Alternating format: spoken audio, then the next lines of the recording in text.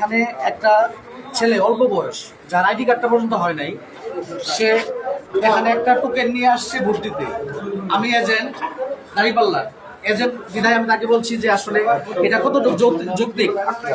তারাও বলছে, যারা প্রিসাইডিং আছে তারাও বলছে যে এটা ছেড়ে দেওয়ার জন্য। আমরা ছেড়ে দিতে চাইছি, শুধু বলছি আইন থেকে যতটুকু আইন অনুযায়ী যতটুকু পদক্ষেপ হবে ওইটুকু আমরা করব। কিন্তু তারা আমার উপর অতর্কিতভাবে হামলা করে আজকে আমাকে এই করছে। পাঞ্জাবি আমার এই জামা ছিঁড়ে ফেলছে। কয়েকজন বিএনপি থেকে অনেক আমাকে হুমকি দিয়েছে যে কেন্দ্রের বাইরে বের হন, আমরা দেখার আছে।